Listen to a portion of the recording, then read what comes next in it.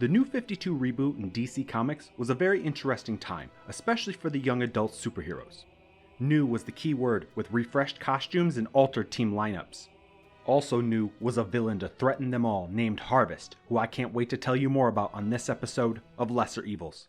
Harvest's first appearance was in Teen Titans number 7 from 2012.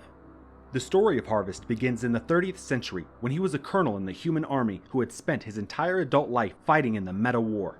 The Meta War resulted from mankind relying on metahumans to protect them for too long. When the heroes became tired of this status quo, they took protection too far, and when the humans fought back, their leaders were punished. The colonel's life is shattered when the enemy metas kidnapped and murdered his young son who he had loved more than anything. The loss of his son changes the colonel, and he swears vengeance on all metas. He comes to the realization that the Meta War must be won by killing the first generation of metahumans. Not only this, but he will do so by using the superpowered next generation as his weapons. In the 30th century, scientists were only just discovering the fundamentals of time travel. Convinced that their sacrifice would be necessary, the colonel massacres the researchers before throwing himself into the time stream. Over time, the colonel learns to navigate the unstable chronal energy and maneuvers backwards to the past. Arriving in the past, the colonel watches as Superman and Lois Lane celebrate their first child, John Kent. He also watched as the parents mourned for their child when just before the age of 4, his unique genetics caused the boy's apparent death. The colonel knew that John's body was merely dormant, and after taking the boy, he uses future technology to revive and heal him. John became like a new son to the colonel, who trained the boy from an early age to hate other metas, and to act without fear or any sign of mercy. John was raised to fight the metas out of a sense of responsibility, as he was the strongest and needed to set an example. The colonel and his adopted son John would eventually win the war, only for John's body to fail him again soon after. The irony of John dying because his human side was fighting his metahuman side was not lost on the colonel. The colonel saw his only hope in the past where John's parents still lived. Using his last trip to the past severely damages the colonel's body, requiring him to enhance himself. The colonel takes the identity of Harvest and steals the DNA he needs to save his son. Then Harvest begins his plans on the DC's 2012 present. He hires the most brilliant scientists to create a clone of John, codenamed Superboy, for the purpose of studying his disease and possibly as an organ bank. This all changes when Harvest discovers how powerful the clone actually is. Harvest is aware of the history of the Kryptonian clones and their lack of empathy. Hoping Superboy would be his greatest living weapon, Harvest undermines the wholesome dreams the scientists are using with nightmares of violence and large-scale destruction. Harvest knows he is at the start of a new war and needs an army. This leads him to create an organization called Nowhere, whose purpose is to capture, corrupt, or kill young metahumans from across the planet. To make these metahumans stronger, Harvest subjects them to torturous experimentation and life-or-death situations, hoping to unlock the full potential of their superpowers, or kill off the weakest ones, which is just as acceptable. Building a series of massive underground complexes called colonies around the world, Harvest forces the young metahumans into battle royales, whose battle-hardened survivors would join his personal army, called the Ravagers. Over 5 years, Harvest holds at least 6 Cullings and gains soldiers, like the emo version of old-school Teen Titans member Omen, an uninspired take of classic Wildstorm character Warblade, and the New 52 Rose Wilson, daughter of the mercenary Deathstroke. For his 7th Culling, Harvest plans on creating the strongest group of Ravagers yet. For this next generation, Harvest concocts a multi-pronged plan. First, he recaptures his rebellious clone Superboy, whose heroic impulses were leaving Harvest less than happy. Next, Harvest sends an invitation to the young hero Red Robin to join Nowhere. Having been studying the disappearances of young metahumans on his own, Red Robin turns down the offer before gathering a team of other young metahumans to form the Teen Titans. Finally, Harvest uses his future technology to strand a squad of Legionnaires from the future in the present. Their purpose was to stop an alien pathogen that is mutating humans, something Harvest is also likely responsible for. Harvest kidnaps all of the manipulated heroes to a colony facility located in the Arctic where they meet the current crop of kidnapped metahumans who are said to number around 100. Harvest has the heroes dressed in colony-created costumes and then pitted against each other to wear them down. On Harvest's command, he has all of the kidnapped teens teleported to the colony's battleground called the Crucible. After a chaotic fight, the heroes work together to overcome both the fighters of the Culling and then Harvest's unleashed team of Ravagers. Triumphing against the enemies, the heroes only have 10 seconds to catch their breath before Harvest arrives to finally confront the heroes in person. The villain tells the heroes he is happy to see them winning, as it makes crushing their hopes all the more satisfying. Showing his true power, Harvest uses his controllable null field to both protect himself and fight back with overwhelming power.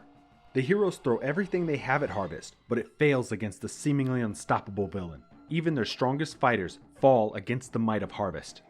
Unable to win, the heroes decide to split up. One team sent to destroy the colony facility, while the other to find a way to escape with the other colony metahumans. Monologuing like a boss, Harvest tells the heroes they should give up and join him to become his new Ravagers. He doesn't enjoy hurting them, but he will protect the future and taunts the Teen Titans with knowledge of their futures. As the escapees make their way to safety, the colony begins to collapse. Despite all this, Harvest is satisfied with these events that play into his plans. With all of the volatile young metahumans entering the world, they will no doubt sow fear and destruction that will make his organization Nowhere very necessary. And even though Superboy escaped, Harvest knows he still has control of his creation. With the failing of his culling, Harvest wastes little time moving his operation to a colony in Mongolia. He and his minions wait for a pivotal moment when the Sacred Circle will appear and decide the fate of the Earth. Harvest's prediction is heralded by a member of the Legion Lost crew who inadvertently leads a powerful alien named Lord Dagor to Earth. Their battle even causes the arrival of a time cop from the 31st century named Captain Atom, who is investigating the potential world-ending situation. This Captain Atom is a very interesting individual because he is actually the New 52 Captain Atom who had been sent to the future and forgot who he used to be and where he came from, and eventually works his way up to a head time cop position. Fuck, I love comics. Anyway, Captain Atom fails to do any better than the Legion against Lord Dagor. The alien warlord activates some sort of device that begins the formation of a giant circular world killer machine that grows its own army to protect it. When Captain Atom sends out an alert for help, Harvest intercepts the signal he was expecting and arrives with his crew to help the heroes, much to their collective surprise. Suddenly the party gets bigger when, for reasons, Superboy and the good Ravagers arrive and join the fight against the World Killer's defenses. Upon seeing Harvest, Superboy attacks the villain, but is stopped in his tracks using hidden Kryptonian keywords. This triggers a secret attack setting in Superboy, who begins ripping through the enemy defenses. When the World Killer machine forms its own impenetrable shield, Captain Atom intends to activate a bomb that will break the shield but kill millions of people, and Harvest rescues the captain before he is prevented from doing so. Harvest has his aide teleport the three of them to an awaiting time machine, intending for Captain Atom to travel back in time before the shield forms and plant the bomb. Harvest hands Atom a piece of technology he insists will be important before sending the captain off. Done manipulating Captain Atom, Harvest has his minion teleport them inside the World Killer's shield. There, Harvest retrieves the same piece of technology he just gave to Captain Atom, much to the confusion of his minion. Captain Atom successfully time travels to the past and detonates the bomb which stops the World Killer's threat. Much to his surprise, the tech Harvest gave him emits a powerful null field that protects Atom. Unfortunately, he becomes lost in the past to a fate unknown. Sometime later, Harvest hires Deathstroke to kill the errant team of Ravagers, but forces him to use a special knife to do so.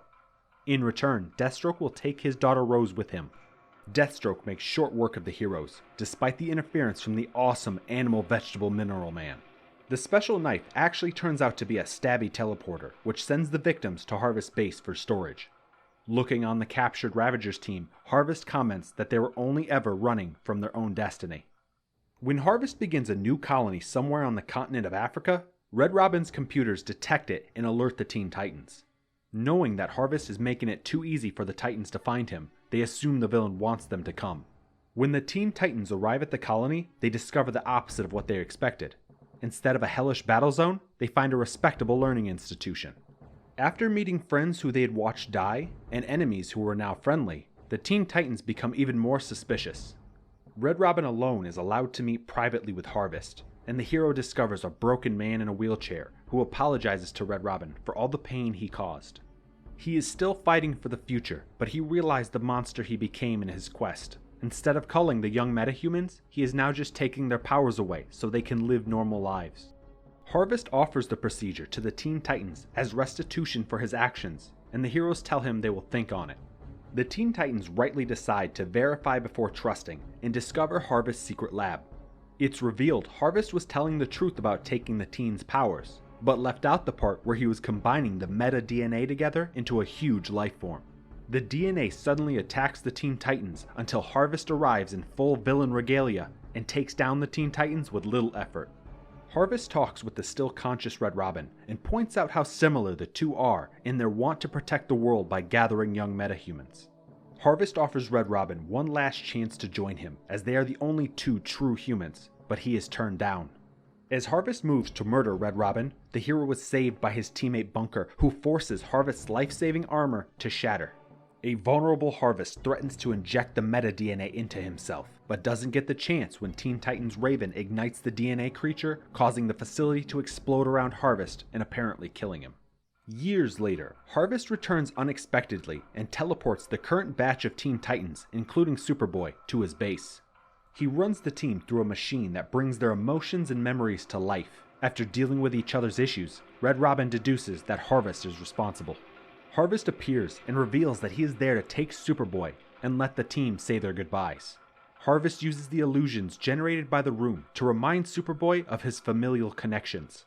Feeling lost and heartbroken in the modern world, Superboy agrees to leave with Harvest. Despite the Teen Titans urging Superboy to stay, they watch as their friend is teleported away. Harvest tells the shocked Teen Titans that it was always going to end this way. He reveals to the Titans that the reason he let them live was because they were assembling his army for him. One by one, they will all join him eventually. The last time readers got to see Harvest was in the pages of Red Hood and the Outlaws.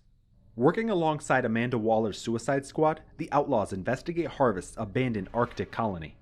The generator powering the facility has become unstable and is threatening the planet. The team enters the colony and split up to investigate. Red Hood and Killer Croc search the lower levels and discover the apparent corpse of Harvest crucified on a cross. Being stone-cold bastards, Red Hood and Killer Croc both agree this isn't their problem and walk away to continue searching for their objective. Since this pretty obvious kill-off of Harvest in 2018, he has not appeared again. So why do I like Harvest? At his core, Harvest is a father suffering the loss of his child, a genetic one and an adoptive one. The emotional trauma he suffered would lead him to do terrible things, but he never stopped seeing himself as the hero of his story. Harvest was the mysterious key figure of DC's young superhero books during the early New 52. Harvest had so much teasing and build-up to cool ideas, but I feel like he never got to show his real capabilities. Harvest demonstrates that he is ruthlessly determined, ridiculously resourceful, and plans many steps ahead. From his past as a hardened soldier in the Meta Wars, to a genocidal adoptive father figure, to finally becoming the ebony-clad winged nightmare, Harvest has more character depth than many longer-lived DC villains. Like all good villains, Harvest was a manipulative piece of crap, teasing his possible foreknowledge to throw off his opponent's plans and strategies. Combined with the large scale of his plans and the sheer power he wields himself, Harvest should have been something that came up on the Justice League's radar at least. But that didn't happen. What we got instead was squandered potential and dangling plot lines. I am convinced that the Captain Atom bit of story was an attempt to set up a different origin for Harvest, or serve as a red herring, but we will never know because that plotline never returned. A number of retcons since then mean that all or none of this may or may not have happened. Then Harvest is unceremoniously killed off in a book he had no connection to, where even the characters didn't give a shit. It's a damn shame. Harvest was set up to be a world breaker, and like a lot of New 52 ideas, was left forgotten in favor of revisiting more recognizable bad guys. And it's not like he can't be brought back. He is a genius supervillain with future technology and seemingly has plans for every outcome. Not only could the Teen Titans use a new villain in their rogues gallery, but he's practically a Red Robin villain. Ultimately, I hope Harvest comes back because I think there is a place for his character in the DCU. Someone who specifically targets young adult metahumans, which gives him a swath of targets across the DCU. Harvest's own formidable superpowers and his Nowhere organization's dangerous capabilities should make him a dangerous threat for any superhero or team. Superhero comics need villains, so there's always a chance Harvest could pop up again. After all, Harvest and his son have already won this war in the future. He's just waiting for everybody else to catch up to him.